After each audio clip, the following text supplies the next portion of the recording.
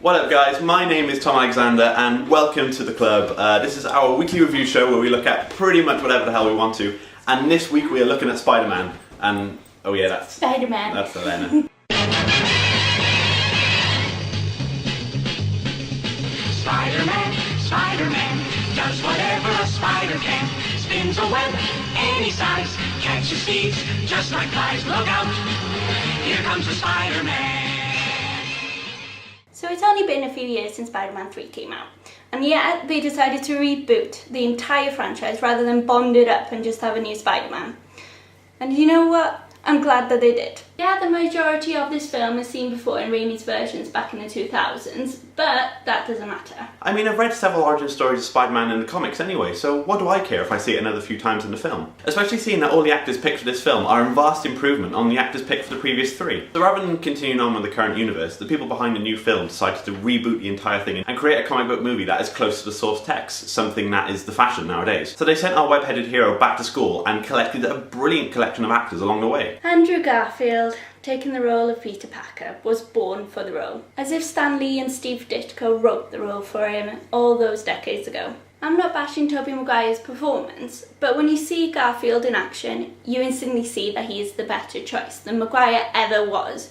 He manages to portray the whole nerdy, sciencey geek perfectly while still keeping in the humour and adding a bit of handsomeness to the proceedings. Now, when Emma Stone was cast, everyone thought that, as she was a redhead, that MJ would once again be the love interest, but we were wrong. Stone went blonde and was actually revealed to be Peter Parker's first love, Gwen Stacy, a la in the comics, and again, this was a brilliant choice by the filmmakers. The character of Gwen Stacy is integral to the early years of Spider-Man, and I'm glad that these filmmakers didn't go down the route of the previous ones, who just threw Gwen Stacy on the end as a possible diversion from MJ. Emma Stone brings her usual feisty awesomeness to the role, and much like Garfield, fits perfectly into the film. Then we have some acting greats in the form of Rhys Ifans, Martin Sheen and Sally Field, becoming Kurt Connors, Uncle Ben and Aunt May, respectively. Rhys Ifans takes a dramatic turn in order to become the Lizard, something that can seem a bit cheesy at times, but then again, we are talking about a film where a boy gets superpowers. Now, Martin Sheen and Sally Field are criminally underused. Here we have two acting legends who, midway through the film, get pushed to the sidelines,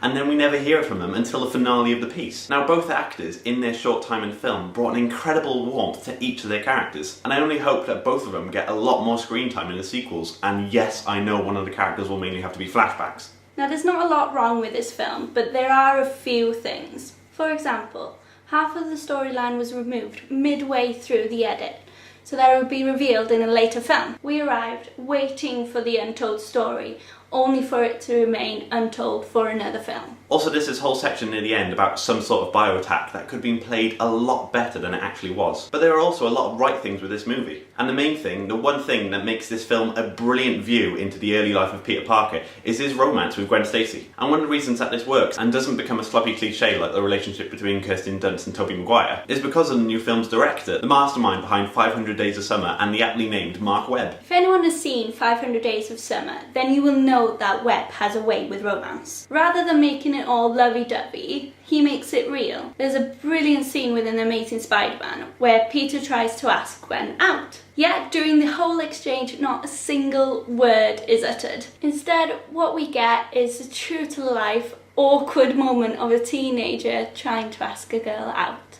The scene is funny and heartwarming because that is exactly what real-life romance is. None of this word perfect, holding a boombox above your head stuff. The chemistry between the main character is electric and, once again, real. It also helps that they are dating in real life.